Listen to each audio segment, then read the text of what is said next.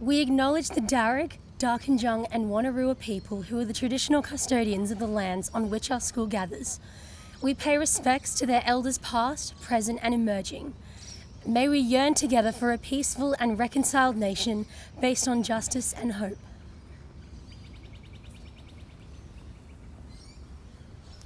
Over 1,000 former students of Barker College answered the call to serve our nation in the major wars of the last century. They sailed away, fit and healthy young men, and none of them returned the same. Injury, disease and stress took a terrible toll. Some families could not even recognise their sons as they came down the gangplank. 92 Barker boys did not return at all, and their families still grieve for them.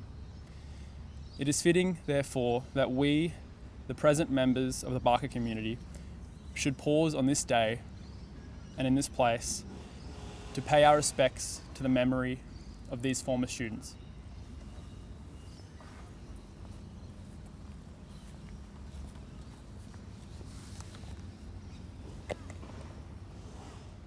In this, the closest day to Anzac Day, normally our school gathers here on the OBA soundstage in large numbers, where we remember the fallen, the 92 old Barker students who did not return from the First and Second World War. And we remember the long story of the strength that they brought to this community. We can't do that today.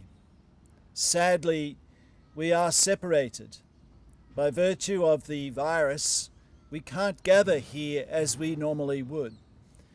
But we are surrounded by a small number of people who are representing all of the students and staff and old Barker members of our community. And each of them represent the long history of our school. We have inherited the spirit of this school. We did not create it ourselves. It falls to each generation to be custodians and care for that spirit. And today, proudly, therefore, we stand in gratitude for the work that has gone before us and for the great contribution of others who walked these slopes before our arrival here. There will be 92 crosses placed in the usual way on our OBA soundstage slopes. Those crosses each represent a life that was given for our land, a life of sacrifice and dedication, service and bravery, and all the values that Barker holds dear.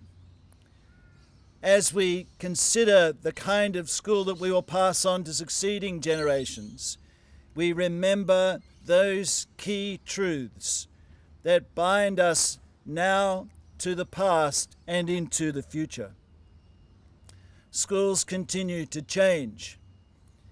In the background behind me, you can hear the sound of construction.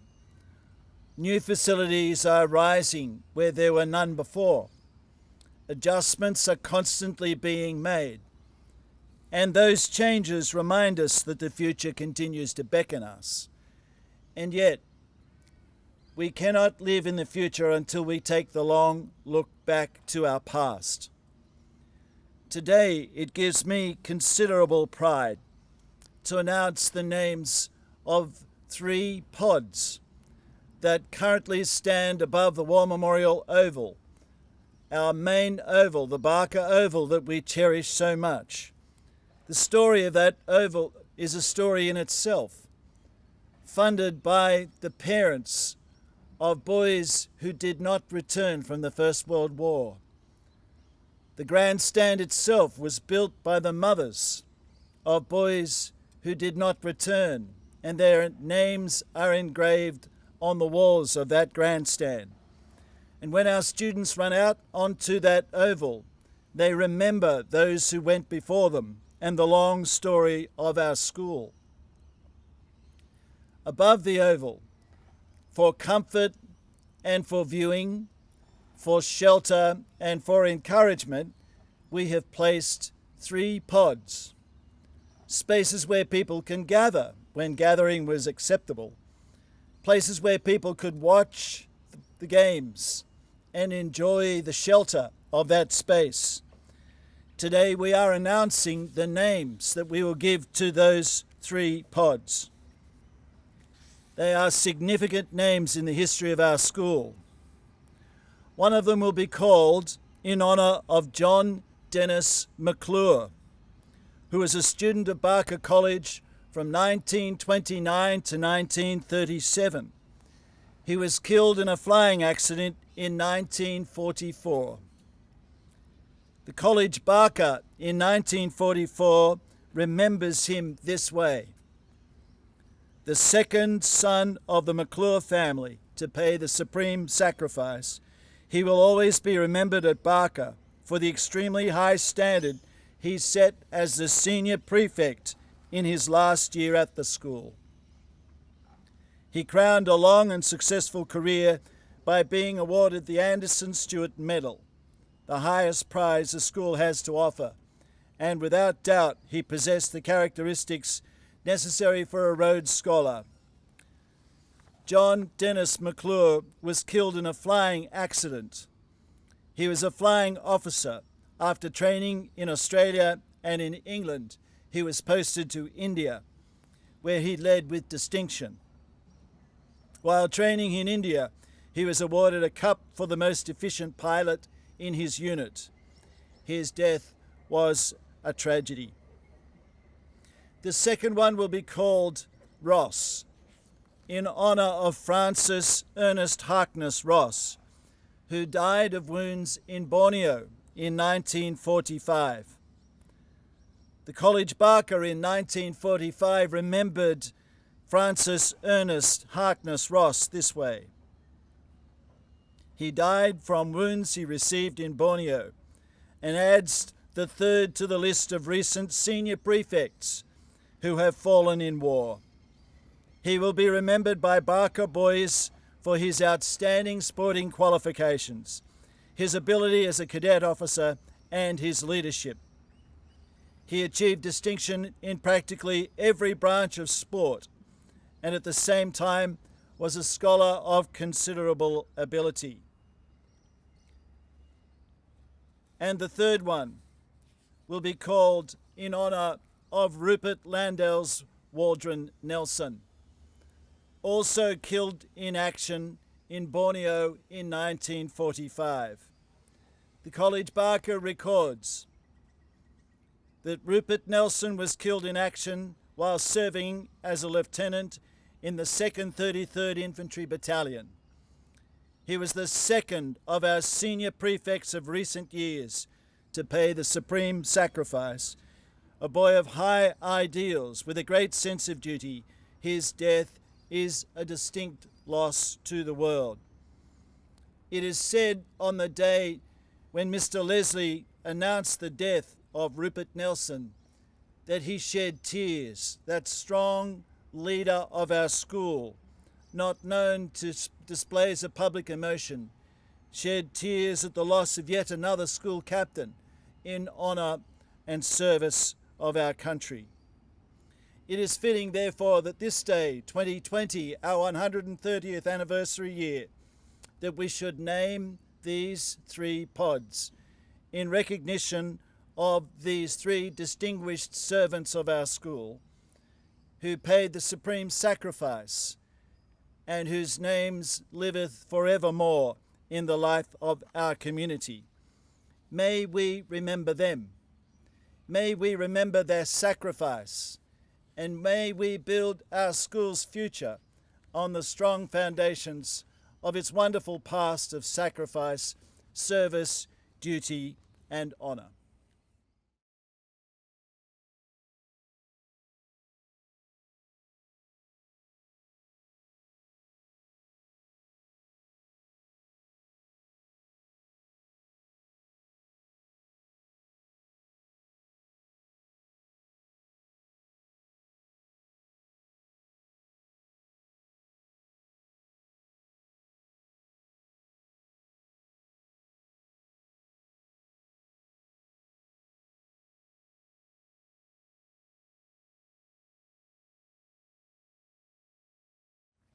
The Bible reading is from the Gospel of John, chapter 15, verses 9 to 13.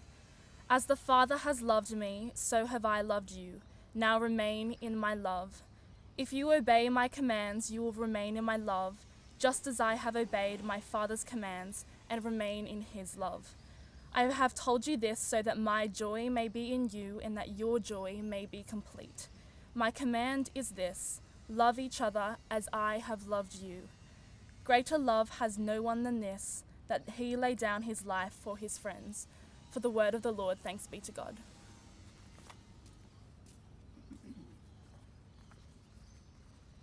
They went with songs to the battle.